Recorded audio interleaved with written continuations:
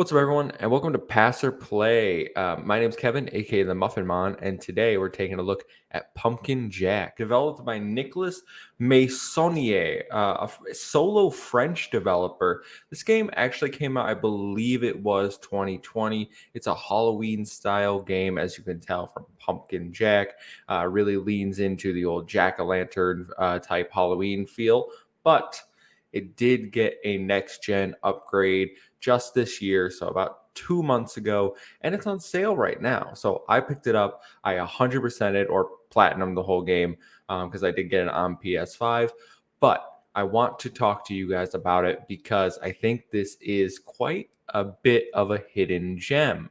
So Pumpkin Jack is a 3D platforming game, has some collectibles throughout every level, but this game is really good. I was very surprised. I got it for around $14 on the PSN sale right now. But you're cast into the role of Jack, who you're working for Satan.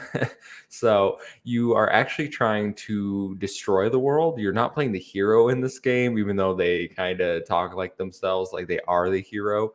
Essentially, you have to stop the wizard. Satan try to take over the place. There's monsters. And then a wizard was like, hey, no, I'm going to work for the humans. So your job is to take down the wizard. Along the way, you're going to fight a whole list of enemies, including Santa Claus himself. A little spoiler there. But it's an absolute blast. This game really came out of nowhere for me. I know a few people I've seen them talk about it. I think Luke Lore and Stupid Ghost really kind of pushed me. I think he chose this when we had our best Halloween games, so it was on my radar since then. So I'm really glad I got to check it out. But essentially, there's about 6 levels, I believe, each one with a unique theme. One's a battlefield, one's a cornfield, one is a cemetery. Each have little puzzle solving elements. Maybe you have to go collect 3 things before you can get through the gate. And then each area will have similar themes or similar gameplay elements. And what I mean by that is usually at each level, you'll do some platforming sections. You will do a section where you need to, they call it, his spirit leaves his body.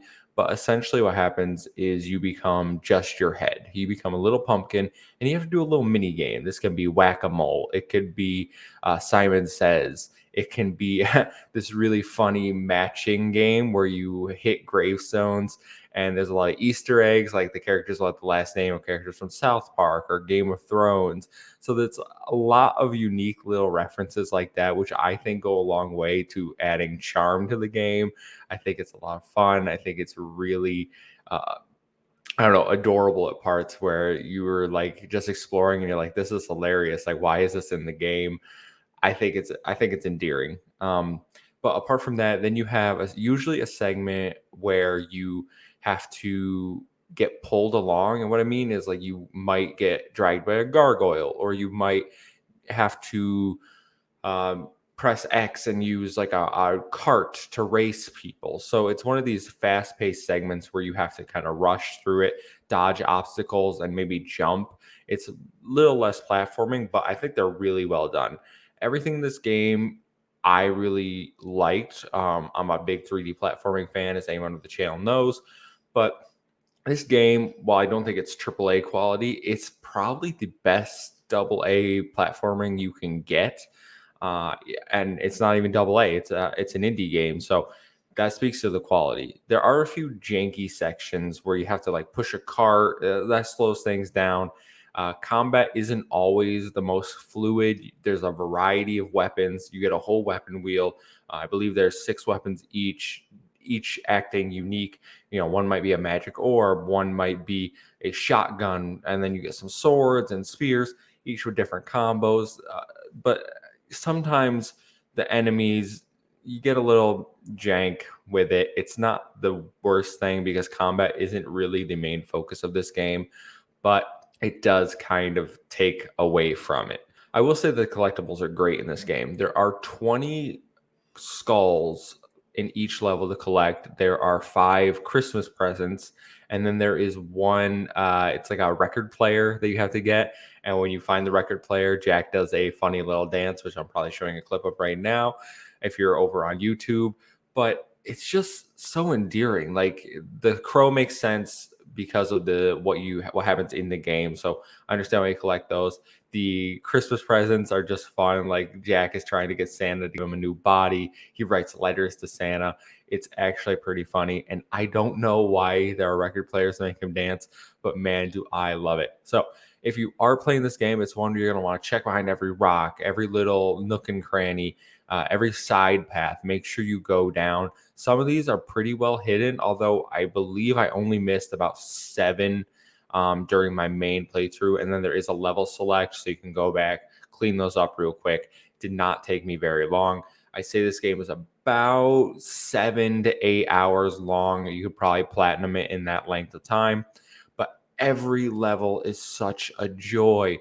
You end with a boss battle every single time. Each boss battle is unique, but they keep the classic 3D platforming trope of 3 hits, then they're done. And that's fine because, like I said, combat is not the main focus of this game. While it's not a narrative masterpiece by any means, it is a fun little story.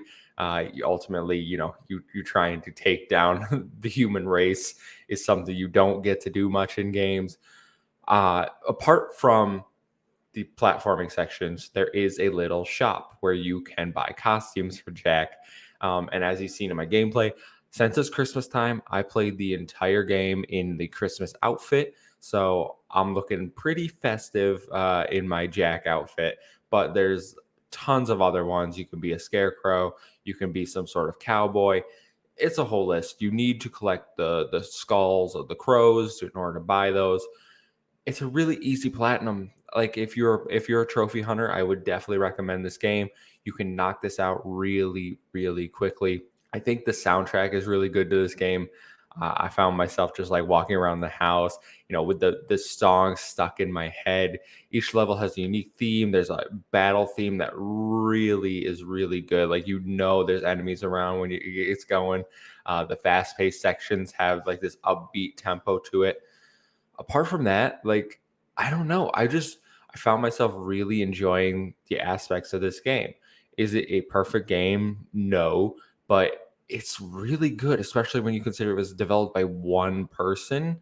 I'm sure he has some, additional help, but a studio is not behind this game. It's literally just this Nicholas Mason guy, and I can't believe that. I'm blown away when you think about the quality that this game possesses and how few people actually worked on it. The fact that it got a next gen upgrade, that is huge, and it went a long way. I played in performance mode.